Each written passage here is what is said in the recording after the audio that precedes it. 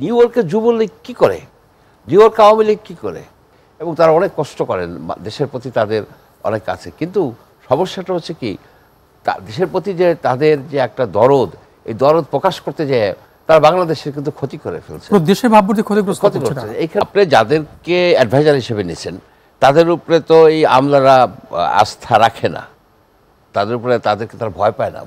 ভয় পায় না কেন? এইসব অ্যাডভাইজাররা আপনার অনেক দুর্নীতির সাথে জড়িত হয়ে গেছে। এখানে দেখুন যে ঘটনাটা ঘটছে আমেরিকার যুক্তরাষ্ট্রের, সেইখানে বাংলাদেশ সরকারের নিয়ন্ত্রণ কিন্তু সীমিত না। যখন আপনি একটা প্রতিনিধি দল নিয়ে যাচ্ছেন, প্রধান উপদেষ্টাকে যেভাবে কর্ডন করে নিয়ে যাওয়া হয়েছে, প্রতিনিধি দলের বাকি সদস্যদের কেন সেটা করা হয়নি?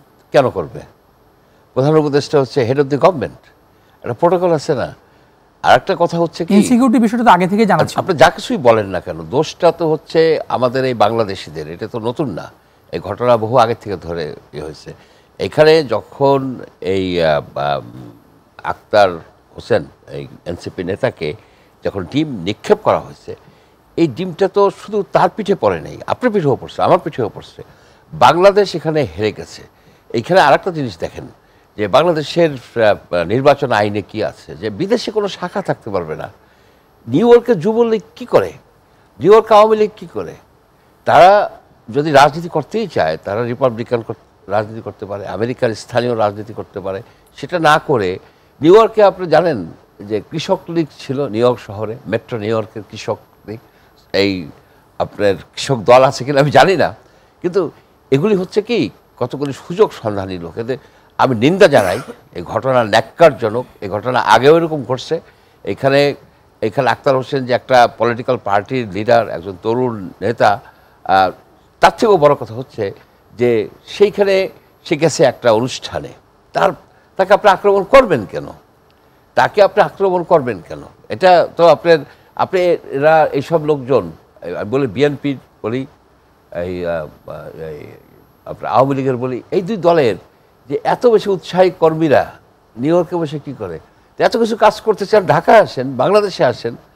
আমি মনে করি যারা দেশ থেকে বিদেশে আছেন তাদেরকে আমরা ডিনাউন্স করি না, তাদের সাথে আমাদের সম্পর্ক গভীর সম্পর্ক। তারা রেমিটেন্স পাঠান, রেমিটেন্স যোদ্ধা তারা বলেন, এবং তারা অনেক কষ্ট করেন, দেশের প্রতি তাদের অনেক আছে। কিন্তু সমস্যাটা হচ্ছে কি, দেশের প্রতি যে তাদের যে একটা দরদ, এই দরদ প্রকাশ করতে যেয়ে তারা বাংলাদেশের কিন্তু ক্ষতি করে ফেলছে, দেশের ভাবমূর্তি ক্ষতিগ্রস্ত করছে। এইখানে তো শুধু আক্তার হোসেনকে তো আমেরিকানরা চিনে না, কিন্তু এখানে হচ্ছে কি যে বাংলাদেশের লোকেরা এটা যে এয়ারপোর্টে ডিম নিক্ষেপ করছে। শুধু তাই নয়, আপনার বউ যেমন আপনার এই যুক্তরাজ্যে আপনার হাই কমিশনে, নিউ ইয়র্কের হাই কমিশনে, কনসুলেটেও তারা অ্যাটাক করার চেষ্টা করে। এইটা যে শুধু যে আওয়ামী লীগের লোক করে তা না, কিন্তু এটা বিএনপিরাও করছে। সবসময় এটা হয়ে আসতেছে। এই ট্র্যাডিশন থেকে আমাদের বেরিয়ে আসতে হবে। এবং এই যে ডিম নিক্ষেপ, এই যে অশ্লীল গালাগালি করা, নারীদেরকে হেনস্থা করা, এটা তাসলিম যারা একটা অত্যন্ত মেধাবী মেয়ে, অক্সফোর্ডে সে ডাক্তার ছিল, তাকে আমি অনেক আগে থেকেই চিনি, একজন একটা অ্যাসেট বাংলাদেশের জন্য। তাকে যদিও আঘাত করে নাই, কিন্তু তাকে তো অনেক বাজে কথা বলা হয়েছে। এটা কেন বলবে? এটা বলাটা ঠিক না। আমি এটাকে নিন্দা করি।